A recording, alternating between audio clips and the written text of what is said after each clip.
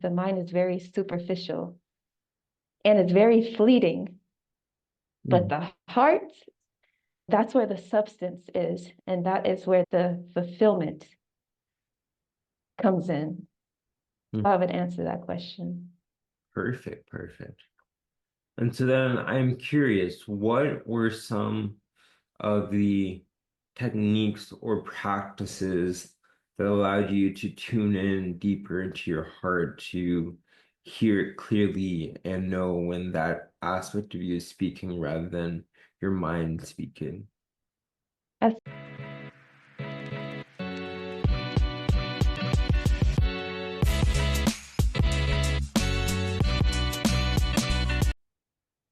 Welcome back to the Mindful Hustle, where we explore how rewiring your identity leads to exponential results in life and business. I'm Donnie, and this space is for business owners who are ready to create from alignment, not anxiety. Did you know that your reticular activating system filters the world based on what your subconscious expects to see? That means your internal reality is literally shaping what opportunities you notice and which ones you miss. At Reality Realization Institute, we help you recalibrate your internal settings so you become a magnet for the results you've been chasing. If that resonates, grab a free strategy session at realityrealization.org/call. Now, let's hop into today's podcast. Today's guest is Kimber Brianna, an independent scientist with a deep passion for body restoration. Her work is rooted in curiosity, healing, and the belief that the body holds powerful wisdom when we learn how to listen. In this episode, we explore her unique journey, the science behind restoration, and how aligning with the body can unlock profound transformation from the inside out. Welcome, Kimber, and thank you for hopping on the podcast. Hey, Donnie, thank you for having me. Was there a moment in your life or business when something just clicked and everything changed? Perhaps a mindset shift or a realization that really reshaped your path? Okay, I honestly think with many individuals, when they have taken on a unique path in life, there's various points that we could pinpoint that have shaped and shifted us. And I definitely have various moments of that. And the first one that's coming to mind is there was a point in my life where I was actually identifying as atheist. I was in college during that time, and the individual I was with, they were atheists. And they were the most logical mind that I had within my immediate sphere of influence. So to be so intimate with their mind, it was definitely pushing me into a space of, I don't think what I was really questioning that the foundation that I had prior to meeting them, I was really questioning that foundation. So they were over at my duplex. My partner was over at my duplex, and then I had a roommate that I lived with in my duplex in college. And one day, Donnie, they both of them were in a very deep discussion about the mechanics of the universe. And I was just sitting on the sidelines listening to them going back and forth. And I remember it struck me so deep. I said to myself just quietly, I was listening to their minds go back and forth. I don't know anything about life. Mhm. And I would say I am an intelligent soul. I am smart, but in that moment, I knew that all of what they were discussing, I was aware of what they were discussing, but I didn't know it. I didn't know it intimately. And that was a defining moment for me that my whole world began to unravel. And from there, that relationship dwindled, it died out. And then shortly after, I graduated from college, and then I was on my own. From that point, it was just me and the intimacy with my own mind. And I had to build my knowledge base up from scratch. And so, fast forward to present day in the now, that is what I'm still doing. I am really at a place of contentment more than I've ever been, nurturing my own understanding of life. Mhm. And so, how did you begin that journey of understanding life and nature, reality? How did that progress? It was always there as a youth, always. One thing that was peculiar to me when I was observing myself as a child, I was never into entertainment. I was never into socializing. I was always alone. I was always alone. So I do have an older sister that's 13 years my senior, and we developed in a single family household with my mother. So my sister moved out of the house, and I was essentially an only child. So when I was home, I was by myself, and at school, I was by myself. I never had a social network.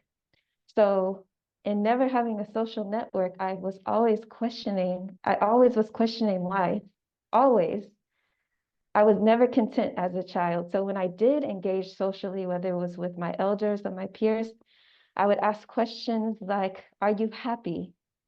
Are you happy in your relationship? Are you happy at work? Have you found fulfillment in life? So I was speaking and questioning like that since a young age, very young age, and it has carried with me up until today. Hmm. And when you had that experience of being more of the atheist perspective and listen to that conversation between your roommate and your partner at the time, what was the journey like after that? It was explorative. I began to explore in health.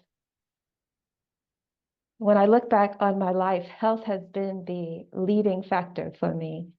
So I've always been in tune with health. I've always had an affinity towards health. But after that particular shift in college, I began to prepare meals for myself. Hmm. I was becoming more aware of the food industry.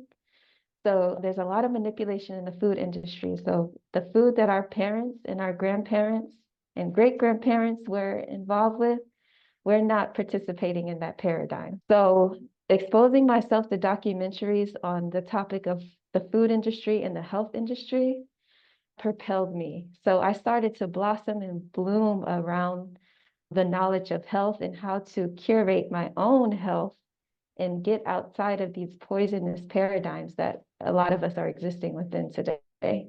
Hmm. So that's how it unfolded for me. Health was at the center point for sure. And now you're doing independent research on these subjects. What does that look like? Ooh, what does that look like? I like that question. I like it because it's intimacy. It's intimacy with my own body and my own mind. I've been working with myself for the last 7 years, Donnie, and it's been the most fulfilling pursuit to carve out time for myself. I set my life up intentionally like that 7 years ago. So a regular day for me, what that looks like is I spend a lot of time sunbathing.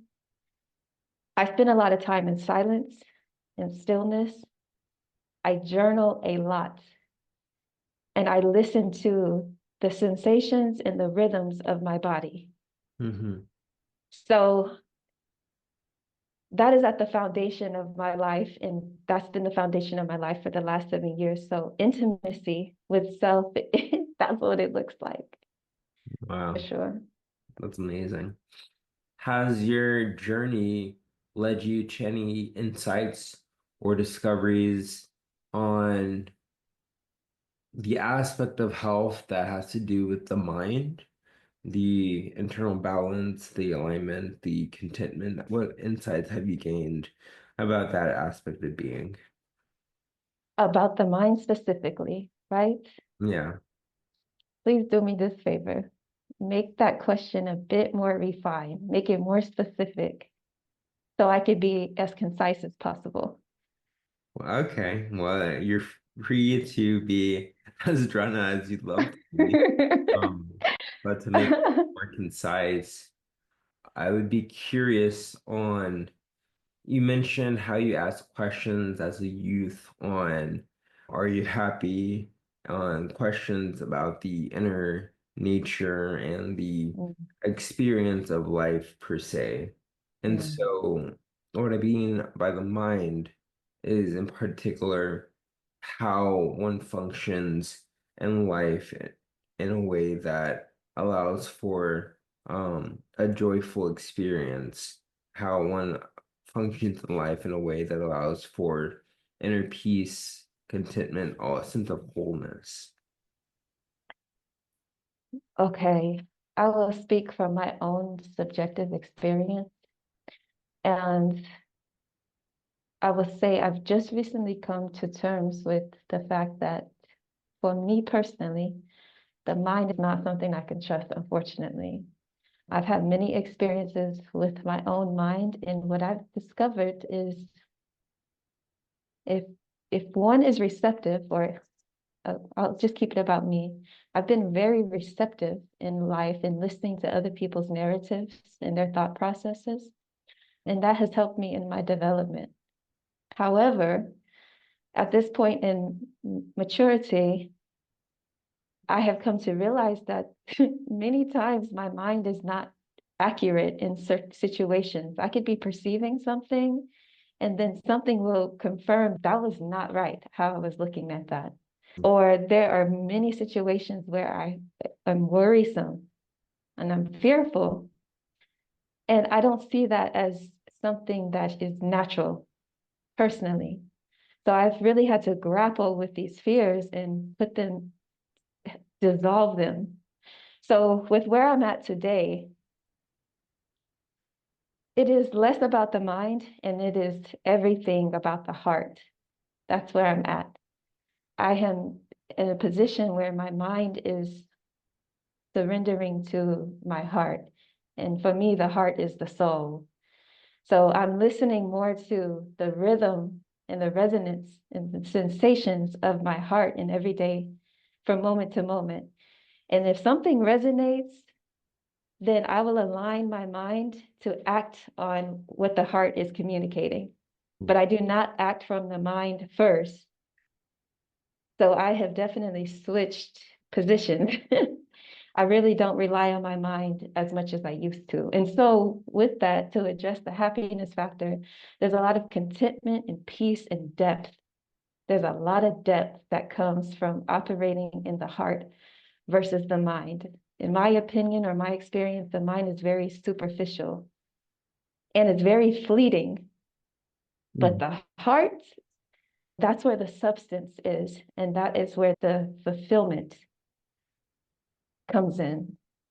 Mm. I have an answer. And so then I'm curious, what were some of the techniques or practices that allowed you to tune in deeper into your heart to hear it clearly and know when that aspect of you is speaking rather than your mind speaking? That's a beautiful question. Silence is huge. It's huge. Turning off YouTube, turning off YouTube. I do listen to, I get a lot of my information from YouTube. And then of course I get a lot of information from just doing basic research online. But again, those are the minds of other people. That's their narratives. That's their thought processes that I'm taking in. So I intentionally pull away from the noise of others and even the noise of my own mind so I can listen to that rhythm. The heart communicates with rhythm and there's sensations in the rhythm. So I will even tune out my own mind to hear what my heart is communicating. So silence has been a huge tool that I utilize. What are the aspirations you have with the research that you're doing right now? I love that question. I like this podcast because you're very mindful in how you approach your questions, and there's a depth to it that I can really gel with. That question allows me to touch on something I'm really, really passionate about. And I don't find myself in positions to be able to touch on this subject. Mm-hmm. That is physical immortality. Mm-hmm. Physical immortality. And no, I am not talking about what the mainstream scientists are discussing. at this time, which is artificial technologies. Physical immortality is a huge discussion in certain sectors, but it is based around synthetic materials, using synthetic materials and technologies to be able to achieve that. I am pulling from a organic space, and I was even saying an ancestral space. So for me, about 7 years ago, I tapped into the genetic memory, so to say, that my lineage is a lineage that can survive without food and water, food and drink. Based upon my research and my own personal experiences, to go without food and drink is the prerequisite for physical immortality. So when I speak of physical immortality, I'm saying that the body will never decay, ever. It will never decay. It will constantly regenerate itself and sustain that baseline if it is conditioned to first go without food and drink. And so, especially for those of the African diaspora, we are intimately connected to the sun and the earth. So, for us specifically, we can get off of fossil fuels and then we can transition into fueling ourselves off of solar energy. So, once that transition is complete, that is when there is no degeneration or no decay of the body. Hmm. So your question was, what is the specific research that I'm focused on right now? What was the question? Yeah, it's the sense of what is the vision you have for the The direction of vision. your research, the aspirations you have for it, the sense of what is, you could say, what you hope to accomplish with your research in the future. Okay, so that's huge. That backstory, that backdrop I just gave, Mhm. physical immortality. I operate a lab. It's called Wise Tower Laboratory, and it is based upon the intimacy that I have with my body. So in private, that is the number one pursuit, achieving that immortal status. Mhm. So I'm definitely on the brink of that. Now, when we're talking about the public, when we're talking about the business side of things, where my research comes into play, I do focus on HSV. 2 years ago, I did heal myself from a 10-year diagnosis of genital HSV2, and I have curated a company around that. So I do provide the public the protocol that I created to help me achieve that health status. So, Donnie, where I'm at with research, the vision for it is I want to expand my research into HIV, HPV, as well as the other types of HSV to see if the methodology that I use to help me overcome my HSV2 diagnosis can address these other pathogens that other people are struggling with. Mhm. Yeah. That's amazing.